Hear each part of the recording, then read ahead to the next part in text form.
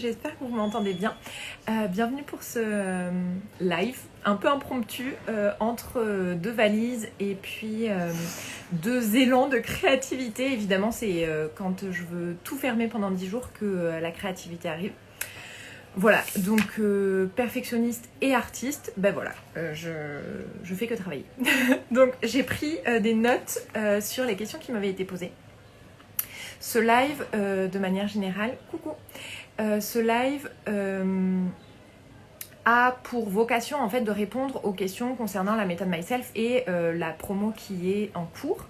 Donc la méthode Myself, pour celles et ceux qui ne savent pas, c'est un programme, alors qui n'est plus un programme de groupe ni un programme individuel, c'est un programme maintenant qui est autonome, à suivre à son rythme, qui est extrêmement complet, qui reprend à peu près 15 ans de thérapie, à la fois cognitive et somatique. C'est aussi un programme qui reprend en fait toutes les pratiques corporelles en fait que j'ai pu mettre en place pour moi-même guérir de mes propres traumas, à la fois relationnels, financiers, professionnels, etc. Parce que j'enseigne tout depuis mon expérience, donc ma place à la fois de survivante et d'expert, on pourrait dire, en la matière, quoi. Parce que je me suis formée ensuite à l'approche trauma informée. Anyway, donc la méthode Myself, c'est un programme autonome à suivre à votre rythme. Il y a 8 modules et chaque module vise à venir toucher un domaine en particulier pour guérir de vos traumas émotionnels et vos traumas d'attachement. Donc l'idée, c'est vraiment de savoir, de venir récupérer en fait toutes les parts de vous, toutes les parts qui ont été blessées. En fait, à chaque fois que vous avez vécu un trauma lors de votre développement, à chaque fois qu'une part de vous a été rejetée ou abandonnée, et bien en fait,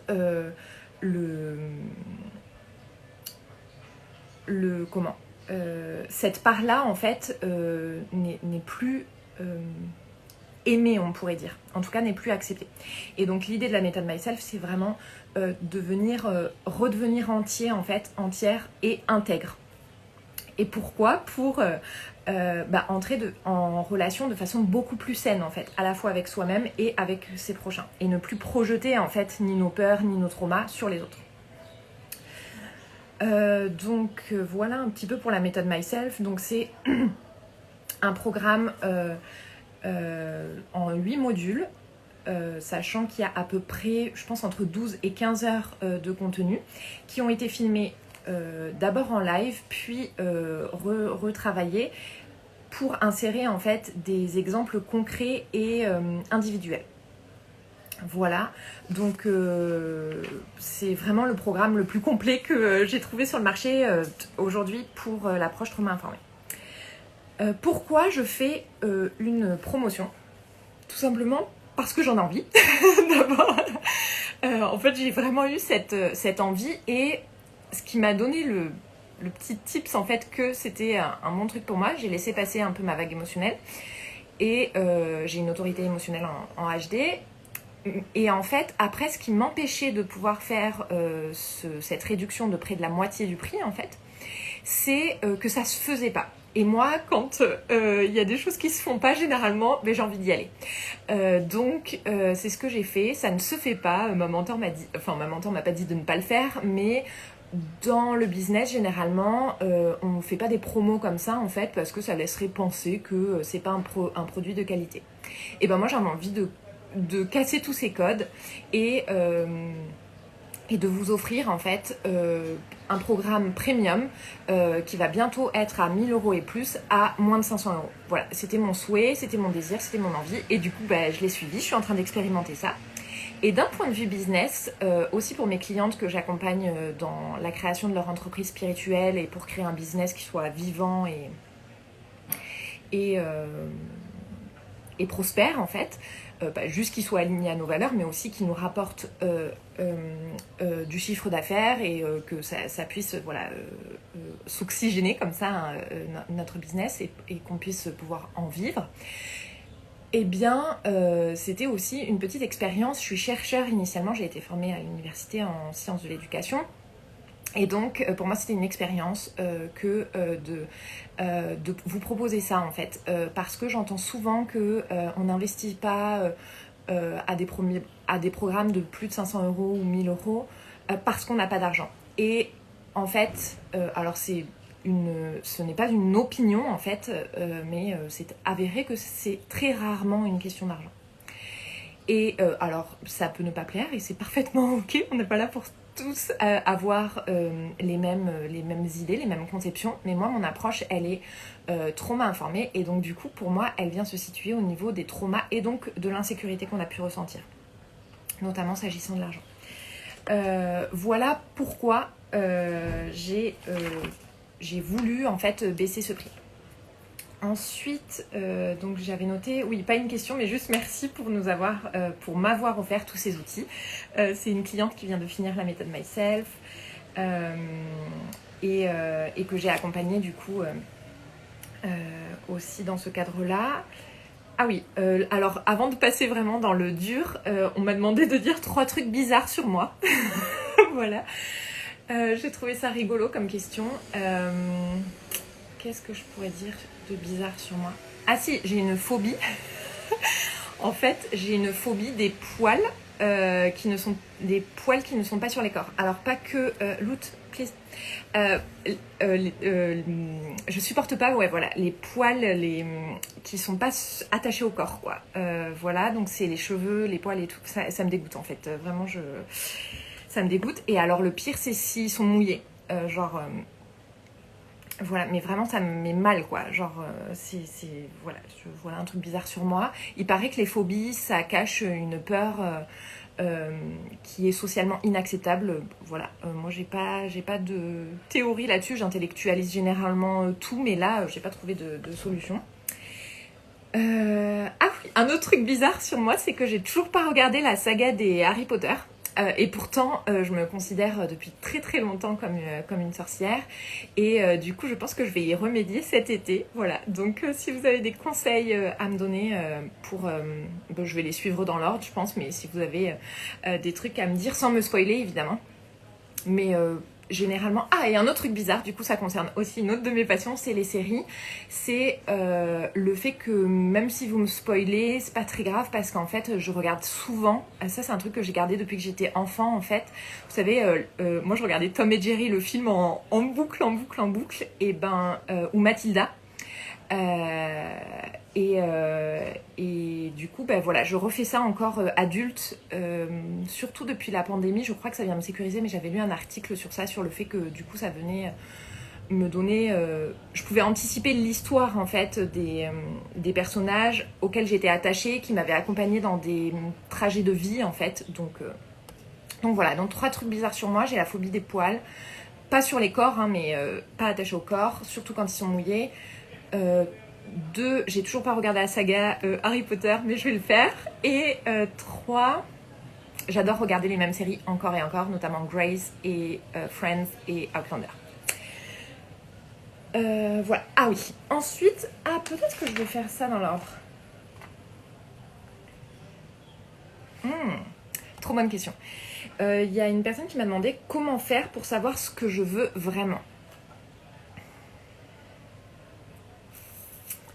Alors le premier truc qui me vient en fait, c'est déjà de faire la différence entre ce qu'on veut et ce dont on a besoin. Le désir pour moi c'est comme une pulsion de vie, c'est un élan de vie, donc ça va nous donner des indications sur ce qu'on désire. En revanche, c'est pas forcément ce qui est bon pour nous. Et pour ça suppose en fait de lâcher prise. Vous savez, l'action qui n'est pas une action en fait, parce que si c'était une action, on saurait tous lâcher prise. Donc la première chose, c'est d'identifier si c'est un désir ou un besoin. Je pense que ce serait la première chose. Comment faire pour savoir ce que je veux vraiment? Et surtout, en fait, pour moi, ça c'est ce que je veux vraiment. Suivre son intuition et tout, c'est un peu des injonctions, je trouve, spirituelles qui sont faites et qui, pour les survivants de trauma, sont... Je dirais pas néfastes parce que j'ai pas... Je sais pas d'où ces personnes se situent en fait pour donner ces formes d'injonction, mais en tout cas je sais qu'en tant que survivante de trauma, lorsque j'entends ce type de choses, ça m'aide pas du tout en fait. Pourquoi ? Parce que l'un de mes traumas, c'est d'avoir été l'enfant d'un père pervers, psychopathe et narcissique. Il a le combo, c'est issu, lui, de ses propres traumas, hein, mais il n'en demeure pas moins que, du coup, pour pouvoir être aimé, j'ai intériorisé, en fait, j'avais intériorisé le fait qu'il fallait que je lui ressemble, que je respecte ses attentes, ses règles, etc. Et surtout que, en fait, le narcissique venant s'abreuver en fait à la source des hypersensibles, des empathes, des codépendants, etc., je n'ai pas appris à poser mes propres limites. Les limites personnelles, c'est pas je veux pas ça, etc. Les limites personnelles, c'est voici ce que je suis, ce que je pense, ce que je désire, ce dont j'ai envie, etc. C'est le sens, ce que moi j'appelle le sens du jeu. C'est en astrologie vraiment ce qui est amené par le signe du bélier. Voilà. Et donc, en tant qu'enfant vivant dans une famille enchevêtrée, dont les besoins des uns sont les besoins des autres et que, en fait, je n'existe pas en tant qu'entité, particulièrement parce que pour survivre émotionnellement et pour être aimée, en fait, de mes parents, je devais respecter leurs règles complètement implicites et surtout... comment dire, insatiable, je crois que c'est comme ça qu'on dit en fait, puisque le narcissique étant vide à l'intérieur, j'avais beau faire tout ce que je voulais, ce qui m'a rendue perfectionniste, etc. En fait, c'était jamais assez en fait. Donc ça peut venir nous priver du sens du jeu. Et ça, c'est quelque chose qui n'est pas du tout adressé lorsqu'on dit dans la spiritualité, le développement personnel ou le coaching, suis ton intuition. Mais gars, moi j'ai pas d'intuition, c'est l'intuition de mon père en fait dans ma tête. De quoi tu me parles ? Donc du coup, voilà, c'est une difficulté à prendre en compte et qui fait partie notamment de l'approche trauma informée. Donc moi, la suggestion que je ferais, ça serait déjà, comme je vous le disais, désir, besoin. De faire confiance aussi, d'essayer de développer la confiance. Pareil, la confiance chez les survivants de trauma, c'est l'enfer. Donc de développer une forme de confiance que, quoi qu'il arrive, on ne va pas mourir. Voilà. Vraiment, essayer de nourrir une forme de relation. Alors au départ, ça peut être plus facile avec pas avec des humains, justement, avec des animaux ou avec l'univers, la vie, etc. Une forme de spiritualité. Nourrir voilà une forme de foi en fait qu'on va continuer de vivre en fait et donc on va pas mourir et ça va apaiser notre système nerveux. Et ensuite l'idée c'est de faire ce que dans l'éducation on appelle l'essai-erreur, mais que moi je préfère appeler l'essai-expérience, qui consiste en fait à poser un petit pas. Ça c'est ce qu'on voit dans le 6e module dans la méthode Myself, un petit pas en fait et dans le premier module aussi, vers la régulation, vers la connexion à soi qui puisse entrer en... là où on est suffisamment connecté à soi pour entrer sainement en relation avec les autres. Je ne sais pas si c'est très clair ce que je raconte, mais... donc pour entrer en régulation, l'idée c'est de poser une action tolérable. C'est un tout petit pas. Voilà. Commencer un tout petit pas et de voir, de réajuster en fait en permanence et du coup de cultiver une forme de curiosité en fait. Quand j'essaye ce petit truc là qui n'est pas comme d'habitude parce que sinon je continue à perpétuer le trauma, je fais un nouveau truc et c'est complètement paniquant pour moi. C'est voilà, de se valider, de s'aimer en fait là où on est et donc de tester en fait. Comment savoir ce que je veux vraiment ? Je teste. En fait, je teste et je vois surtout ce que je veux pas. Ça, j'aimerais bien, mais pas dans ces conditions-là. Et ça s'affine au fur et à mesure. Mais ça demande de la pratique. Voilà, c'est un peu comme tout. Donc... Ah oui, sachant que, je vous disais, pas faire la même chose. Sinon, c'est la retraumatisation. En fait, faire des pas tolérables vers la guérison des traumas qui... du coup nous amène à savoir qui on est et à redevenir entier. Tout l'enjeu de la méthode Myself consiste à expérimenter, je vais plutôt formuler ma phrase comme ça, expérimenter la guérison, c'est expérimenter l'inverse du trauma. Jusque là, ok, merci Coco. Et ce que je veux dire par là, en fait, c'est que... Je vais donner un exemple. voilà, je vais donner un exemple. Expérimenter la guérison, se soigner, se libérer, quels que soient les mots qu'on utilise, suppose, ça se trouve, vous entendez la musique qu'il y a sur la place à côté. Se libérer, guérir, se soigner, etc. de ces traumas, c'est expérimenter l'inverse du trauma. C'est expérimenter la connexion là où le trauma consiste à expérimenter la déconnexion de soi, de son environnement et des autres. Et donc, par rapport à l'argent, par exemple, les traumas financiers. Si votre trauma se manifeste dans votre quotidien comme ne pas dépenser, avoir peur de dépenser, être tétanisé à chaque fois que vous sortez votre carte bleue, vouloir à tout prix mettre des sous de côté, sinon c'est la panique à bord. De tout compter, même si évidemment vous dites pas, mais voilà, ça se dit pas parce que ça fait un peu picsou quoi. Mais si vous êtes entièrement honnête avec vous-même, c'est comme ça que ça se manifeste chez vous. Alors cet archétype-là suggérerait pour guérir, en fait, de poser un petit pas tolérable, puis un autre, puis un autre, puis un autre, vers la dépense, l'investissement, etc. Donc ça suppose, voilà, d'expérimenter l'inverse. À l'inverse, si votre trauma financier se manifeste dans votre quotidien comme, coucou à tout le monde, comme une surdépense en fait, de dépenser sans compter, on pourrait dire. Ça va être des personnes aussi qui vont avoir tendance à donner. Ils vont vraiment avoir tendance à donner. Alors, là, expérimenter la guérison du trauma financier, c'est expérimenter l'inverse, c'est-à-dire recevoir de façon gratuite. Moi, c'est plutôt l'archétype qui est présent chez moi.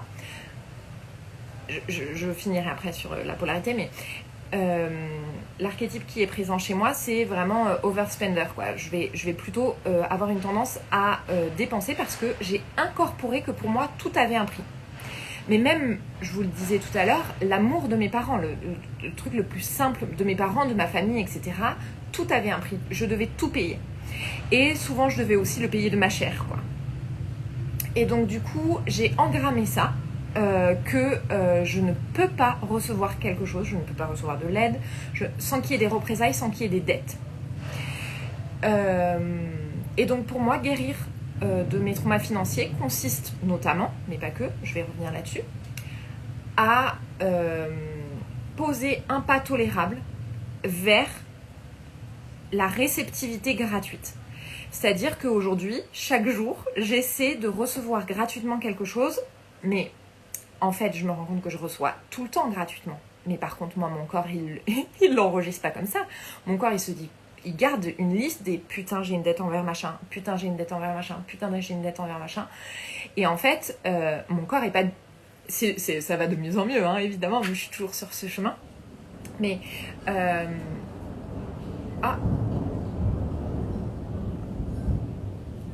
Vous entendez ? C'est un orage. Pardon. Incroyable. Anyway, Coco. Donc, du coup, oui, mon corps enregistre que c'est... j'ai complètement perdu mon idée. C'est dangereux. Non, que c'est pas gratuit, en fait, de recevoir. Et donc, du coup, ça suppose, en fait, de revenir à mon corps, revenir à la respiration, revenir à tous les outils que je vous transmets dans la méthode Myself. Chaque fois que je sens mon mental, mon corps, mon âme repartir vers la réponse traumatique. Et du coup, pour moi, c'est beaucoup plus facile de m'acquitter de la dette et de me dire comme ça, je dois plus rien à personne. Sauf qu'en fait, je guéris pas si je continue à faire comme ça. Voilà, donc c'est hyper confort, hein, surtout quand j'ai des sous, moi je préfère payer, quoi. Et en fait, ça veut pas dire que je paye plus rien, évidemment, mais vous voyez, c'est it's alright, my love. Elle a peur des orages, la pauvre. Oh. Donc, it's alright. You're safe. Vous voyez, de lui dire qu'elle est sécurisée, ça sert absolument à rien parce que le corps n'entend pas en fait le discours rationnel, mais il ressent. Donc si elle se sent pas en sécurité, le fait que je lui dise qu'elle est safe, c'est limite ce qu'on pourrait appeler de l'évitement émotionnel ou du gaslighting, quoi. Voilà, anyway, donc vous voyez que j'analyse un peu tout. Ah oui, sachant que on n'a pas que toujours qu'un seul archétype à l'intérieur de nous. C'est-à-dire que par exemple, on a pu avoir un père qui nous disait que, enfin, en tout cas, une figure qui nous disait que l'argent était le diable, quoi, était mauvais, et en même temps, une autre figure dans la même maison, donc qui devient notre maison intérieure, qui nous disait que l'argent allait tout sauver, quoi. Et donc, du coup, à l'intérieur de nous, on a incorporé ça. Jusqu'à ce qu'on mette à jour notre base de données. Ce qu'on fait dans le module 4. Donc voilà, ça c'était s'agissant de l'argent. S'agissant par exemple de l'amour, parce que c'est les deux gros sujets qui reviennent le plus souvent en accompagnement. S'agissant de l'amour et des types d'attachement, je vous renvoie au post, etc. Ça c'est ce qu'on explore dans le module 6 de la Method Myself. Si vous avez plutôt un style d'attachement anxieux, c'est-à-dire à rechercher à l'extérieur le fait d'être rassuré sur le fait que vous êtes aimé, etc., que vous pouvez être en lien, alors guérir de ces traumas d'attachement, ça va supposer d'apprendre l'autorégulation et d'arriver à s'auto-valider, etc., et à revenir dans un état de peut-être pas de calme, mais en tout cas de reconnexion à soi, d'une sorte de sécurité et de paix intérieure, par vous-même. Ça ne veut pas dire que vous avez besoin de le faire seul, mais en tout cas en utilisant des outils qui ne font pas intervenir une tierce personne. Là où une personne qui a un style d'attachement plutôt évitant, lui, l'enjeu pour guérir de ses traumas, et donc expérimenter l'amour, on pourrait dire, sainement, ça va être justement d'aller chercher à l'extérieur et d'entrer en lien, d'apprendre à toucher l'autre selon le langage de l'amour qui est le sien. Et souvent on voit en fait que lorsqu'il y a des conflits en fait dans les relations, qu'elles soient amoureuses, amicales, etc., en fait c'est que les types d'attachement ne se rencontrent, les besoins associés au type d'attachement ne se rencontrent pas. Quelqu'un qui a un type d'attachement plutôt anxieux, qui est souvent socialisé chez les femmes, ces personnes-là vont avoir absolument besoin que ce soit l'autre qui rassure, là où l'autre a besoin de se rassurer lui-même. Et donc en fait, ça vient faire tout un schmilblick complètement compliqué. Donc toute cette idée des polarités qui nous habitent, et du fait qu'on n'est pas habité justement que d'un seul archétype, et que expérimenter la guérison suppose d'expérimenter l'opposé, tout ça on le voit dans le module 2 et dans le module 6 par rapport au type d'attachement. Et aussi dans le module 5 et, pour les types d'attachement, et dans le module 6 par rapport à la manifestation de l'argent. Trop bonne question. Est-ce qu'on a toujours besoin de pardonner à ses parents ? Alors, est-ce qu'on a toujours besoin de pardonner à ses parents ? J'ai envie de vous dire absolument pas, non. Mais avant ça, j'aimerais revenir sur la définition du pardon. Qu'est-ce que veut dire pardonner pour vous ? Le pardon, on peut l'envisager sous deux aspects. Ça peut être redonner sa part, avec le langage des oiseaux, ou ça peut être donner par-dessus. Alors, redonner sa part, si c'est dans une relation enfant-parent, vous vous remettez pas en tant qu'adulte, c'est pour ça que souvent, mais ça c'est le pire évitement spirituel qui puisse exister, c'est de dire « oui, mais il ne pouvait pas faire autrement ». Oui, d'accord, mais ça tu peux le dire en tant qu'adulte. Mais ton enfant, à l'intérieur de toi, il pensait pas ça. Donc en fait, se remettre, faire preuve d'empathie à son égard, c'est pas se mettre à sa place actuelle et faire dire ce qu'on veut dire à l'enfant, ou faire ressentir ce qu'on veut ressentir à l'enfant. D'ailleurs, ça marche pas. C'est de se mettre à la place de l'enfant qu'on était. Donc, redonner sa part dans une dynamique parent-enfant, c'est certainement que vous n'avez pas une grande part. Et tout ça, en fait, ça va... et ça peut générer beaucoup de colère, en fait, de se rendre compte de ça. Donc, c'est aussi pour ça qu'on ne se pose pas la question de savoir si on veut pardonner ou pas. Et du coup, on continue à être en lien avec des personnes qui nous ont blessés, alors même que ces personnes n'ont pas changé. Et Là, par contre, ça engage notre responsabilité. Là, on a une part en tant qu'adulte à conserver, nourrir cette relation qui ne nous convient pas, mais après, on se plaint de cette relation. Et là, c'est toute la différence, je ne vais pas développer plus, mais entre avoir été victime et continuer de faire la victime. Vous voyez, c'est pas du tout la même chose. Si vous avez besoin de plus de détails sur ça, je sais que ça peut être un sujet sensible, eh bien, vous avez qu'à me demander. Voilà. Voilà, donc surtout questionner l'injonction, en fait, qui est très sociétale, de pourquoi rester en contact parce que c'est son père, on n'a qu'un père, on n'a qu'une mère, ce qui n'est pas vrai en plus, mais anyway. Et je crois...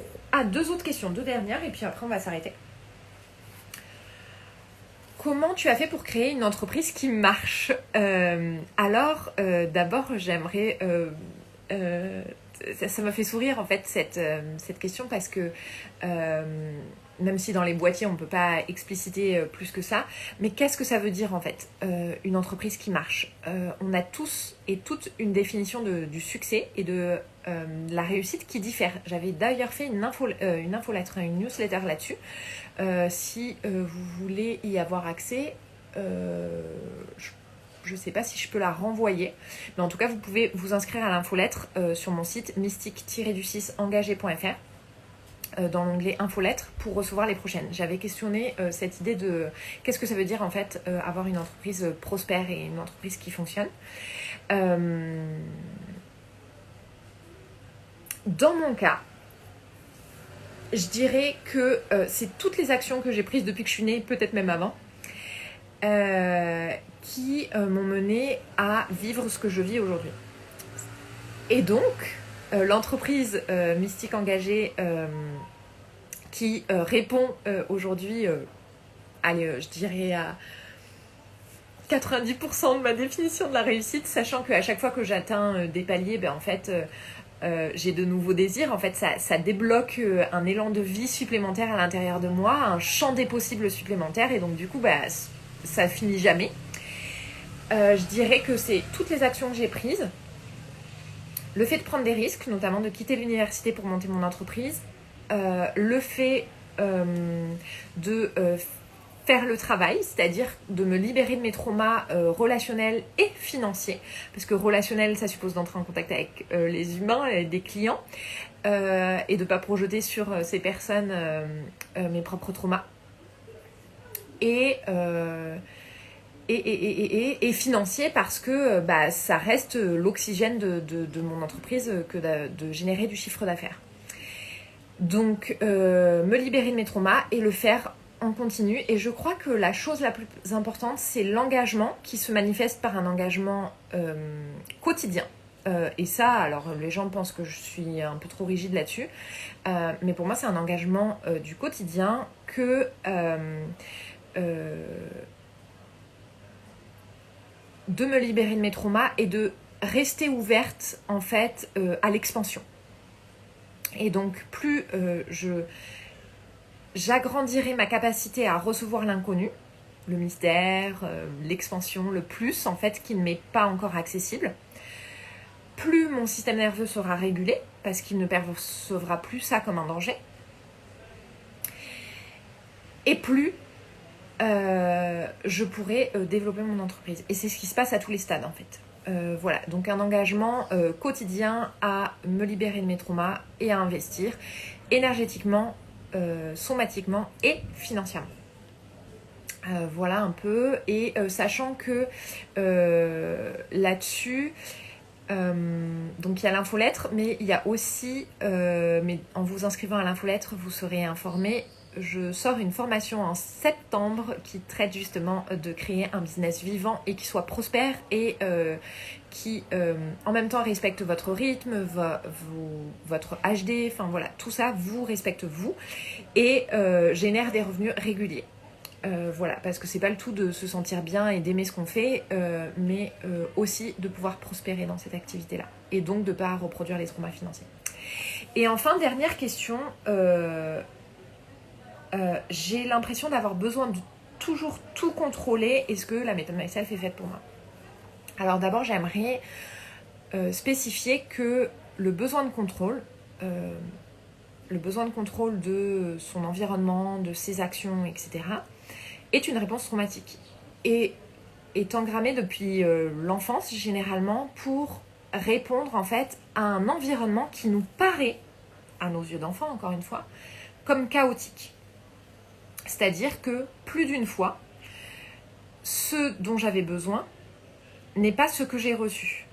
Mais surtout, ça n'était pas prévisible de savoir quand est-ce que j'allais recevoir ce qui était aligné à mes besoins et quand est-ce que j'allais pas le recevoir. Et donc du coup, j'ai développé une capacité à, je dis je parce que moi aussi je suis concernée, à maîtriser le plus possible mon environnement, à contrôler le plus possible les variables de mon environnement, en tout cas à avoir l'illusion du contrôle, de façon à pouvoir anticiper le plus possible ce qui va se passer. Ça fait des personnes extrêmement empathiques, voire hypersensibles, ou en hypervigilance. Mais ça, voilà, ça s'explique en fait. Voilà, ça a du sens en fait de développer cette réponse traumatique. Donc je vous inviterai déjà à... c'est la première étape de tout, et c'est ce qu'on fait à chaque fois dans chaque module de la méthode Myself, c'est de donner du sens au niveau intellectuel et cognitif à notre expérience. Et ensuite, on passe dans le corps et dans ce qui se passe au niveau somatique. Et donc, pourquoi avoir besoin de toujours tout contrôler? Certainement parce que votre environnement est perçu comme dangereux. Et donc, toute l'idée, ça va être justement de venir amener de la sécurité dans notre système intérieur. Et donc, amener notre corps à se sentir en sécurité, même dans un monde qui est parfaitement chaotique, qui est cruel parfois, c'est de développer cette capacité à se sentir en sécurité intérieure et dans une paix intérieure. Et tout ça, en fait, on le fait dans chaque module, mais particulièrement dans le module 4, qui traite des émotions. Et il n'y a pas que 3 émotions, tristesse, colère et joie, mais on va vraiment, vraiment deep dans la libération émotionnelle avec un processus en fait qui vous amène à traiter chaque émotion, comment la reconnaître quand elle se présente, comment s'en libérer et comment ensuite dans un instant T, et ensuite comment intégrer ça en fait de façon plus pérenne en fait sur la durée. Voilà, donc j'ai répondu à toutes vos questions. La méthode Myself est en promotion jusqu'au 26 me semble-t-il, mais moi je serai absente dès demain. Donc je vous laisse en fait en toute autonomie. L'autonomie commence ici, commence maintenant. Je vous laisse vous rendre compte en fait de ce que la méthode Myself pourrait vous apporter, de décider en conscience de ce qui est juste pour vous, et de toute façon je vous invite à toujours placer la libération des traumas en premier, et c'est ce qui nous fait expérimenter une joie vraiment sincère et profonde. Et je vous souhaite ça évidemment à vous en tant qu'individu, mais je nous souhaite ça aussi à nous en tant que collectif, parce que si j'ai appris une chose et qui se répète à mesure que j'expérimente la vie, en fait, c'est que c'est non seulement plus confortable, mais c'est surtout tellement plus expansif et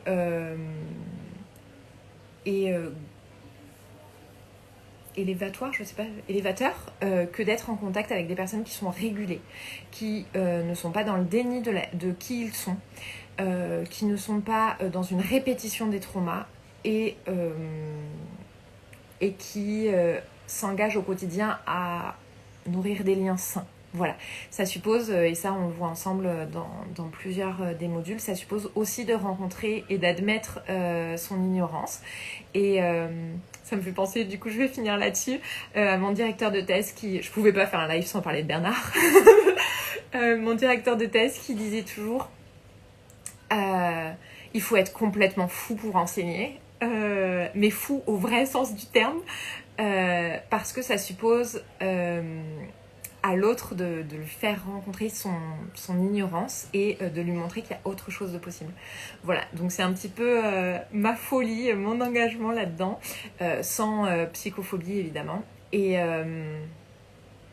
Je vous invite à me rejoindre là-dedans pour qu'on puisse guérir individuellement et collectivement de nos traumas émotionnels, relationnels et professionnels et financiers. Voilà. Et je vous fais de gros bisous. J'allais dire je vous souhaite de belles vacances, mais peut-être que vous ne partez pas encore en vacances. En tout cas, je vous souhaite de prendre soin de vous, d'incorporer de la magie dans votre quotidien, de l'âme qui agit et d'agir de plus en plus en accord avec vos valeurs. Voilà, si la méthode Vive Self est pour vous, on se retrouve à l'intérieur. Et sinon, je vous souhaite une belle route. Voilà, je vous fais de gros bisous et puis à très vite. Ciao.